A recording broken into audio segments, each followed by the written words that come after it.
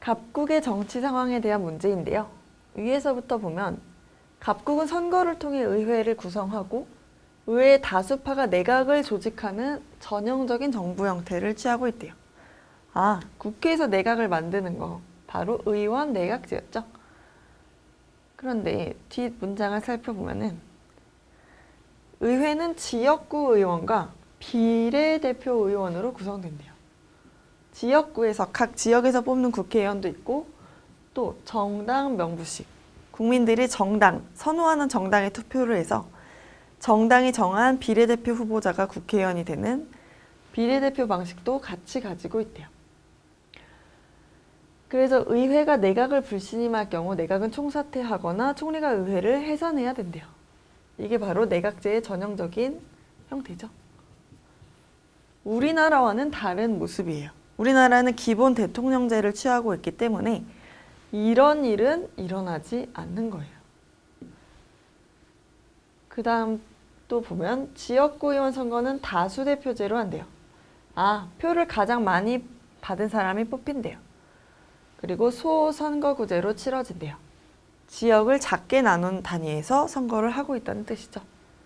그래서 최근 갑국 선거 결과는 A, B, C 정당이 각각 이 50, 30, 20%의 득표율을 보였고 의석수는 60, 30, 10을 가져갔어요. 비례대표 의원 선거는 어느 정당이 좋아? 이렇게 물어본 선거죠. 여기에서 국민들은 A당, B당, C당에 대해서 각각 이런 선호도를 보였고 의석수는 비례대표의 경우에는 거의 동일한 의석수를 가져가죠. 그렇게 해서 총 의석수를 보면 지역구 100석, 비례대표 100석 해서 국회의원이 총 200명인 나라예요. 그런데 A당의 경우를 살펴보면 혼자 105명을 배출을 했어요. 과반이 됐죠. A당이 지금 과반이기 때문에 국회에서 뭐 B씨당이 어떤 의견이 있더라도 그래요? A당이? 근데 우린 이렇게 할 거예요. 하면 끝이에요. 왜? 과반수가 됐잖아요. 국회 의결 방식은 대부분 과반수로 이루어지죠. 혼자 과반을 차지했기 때문에 혼자 다 할 수가 있어요. 원하는 걸 다. 좋은 거죠. 그렇게 해서 보기를 보면요. 1번. 내각을 구성하려면, 내각을 만들려면 정당 간 연합이 불가피하다. 불가피라는 건 피할 수 없다는 거. 꼭 해야 된다는 거죠. 그런데 지금 연합을 할 필요가 없죠. 왜? A당 혼자 과반수니까 내가 이렇게 만들게 하면 얘네가 반대해도 소용이 없어요. 네. 모쪼록 잘 만드시기 바랍니다. 왜? 과반수기 때문에 그런 거죠. 정당 간 연합이 꼭 필요한 경우는 혼자 과반을 못한 경우죠. 이를테면 95석 이렇게 된 경우에는 혼자 과반을 못해서 다른 당과 힘을 합쳐야 돼요. 그걸 정당 간 연합을 하는 내각 연립정부라고 하는데 지금은 그런 상황이 아닌 거죠. 그 다음에 2번. 지역구 선거보다 비례선거에서 더 많은 사표가 발생했다. 이거는 꼭 이 선거 결과를 보지 않더라도 이 문장만으로 틀렸다는 걸 알 수가 있어요. 왜? 지역구 의원은 다수대표제를 하고 있어서 가장 많이 표를 받은 사람 의회의 표는 다 죽어버리죠. 그런데 비례대표는 국민이 원하는 그 비례에 맞춰서 표를 나눠주기 때문에 사표가 지역구 다수대표제에 비해서는 현저하게 적게 발생한다. 이게 이론적으로도 그렇고 실제로도 그래요. 득표율에 맞춰서 의석을 가져갔는데 여기는 잘 보면은 C당은 20%를 득표했음에도 10자리밖에 못 가져갔죠. 그러니까 최소 C당을 지지한 국민의 10%의 표는 다 죽었다는 것을 알 수가 있죠. 그래서 이 표를 보면은 지역구에서 사표가 10% 이상 발생이 됐고 비례대표에서는 사표가 지금 없다는 걸 알 수가 있어요.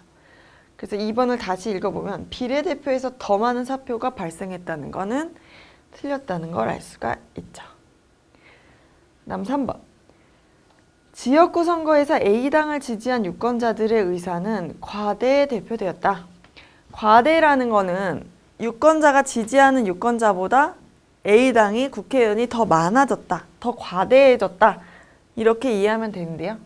진짜 그런지 살펴보면 지금 50%의 국민이 A당을 지지하고 있어요. 지역구에서. 그런데 자리는 60석을 가져가네요. 100석 중에 60석이면은 지금 60%를 가져갔죠. 국민들은 A당을 반밖에 지지 않았는데도 반 이상을 가져간 거예요. 더 많이 가져갔죠. 과대에 대표된 게 맞죠. 그래서 다시 읽어보면 지역구 선거에서 A당을 지지한 유권자들의 의사는 과대 대표되었다. 이게 맞는 문장이 되는 거죠. 또 다른 표를 살펴보면은 C당의 경우에는 더 많은 유권자가 지지했음에도 불구하고 반밖에 못 가져갔죠. 이런 경우에는 과소 대표됐다 라는 말을 쓰죠. B당의 경우에는 지지율과 의석률이 같아요. 이때는 적정 대표됐다 이런 말을 쓰죠. A당은 과대. 실제 득표한 거에 비해서 의석수가 많냐 적냐 이거를 기준으로 따지면 돼요. 4번을 보면 비례선거보다 지역구 선거에서 표의 등가성이 더 잘 지켜졌다 라는 문장이 나오는데요. 아무래도 소선거구제로 하다 보면은 지역마다 인구의 편차가 날 수밖에는 없어요. 그러면은 인구가 많이 살고 있는 지역과 그렇지 않은 지역 간에 표의 가치가 조금 차이가 나게 돼요.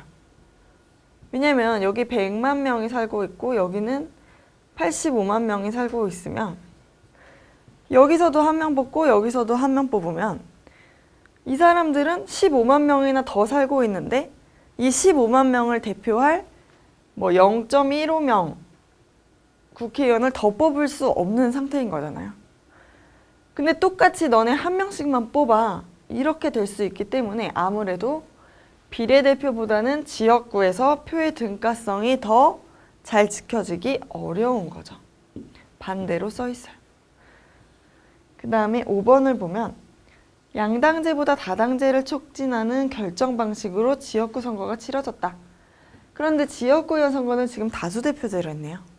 다수대표제는 승자 독식 방식이에요. 그렇기 때문에 만약에 어느 한 지역에서 국회의원 선거가 치러졌다고 했을 때 A당 누구 김씨, B당 누구 박씨, C당 누구 이씨가 각각 후보자로 나왔어요. 그런데 A당을 지지하는 사람이 뭐 50%, B당이 30%, C당이 20%라고 해도 이 지역구에선 지금 누구 표만 유효해지는 거예요? A당 표만 유효한 거죠. 지역구, 지금 다수대표제 방식에서는 승자만 들어갈 수 있고 나머지 표는 다 죽어요. 사표가 돼요. 그러니까 이런 방식은 오히려 다당제, 당이 많아지는 것보다는 당이 좁혀지겠죠. 축소되겠죠. 어느 한 정당 혹은 정당 2개 정도로 융합이 돼서 양당제를 더 촉진하는 방식이 되는 거겠죠. 그렇게 해서 옳은 걸 고르면 정답은 3번이 되겠네요.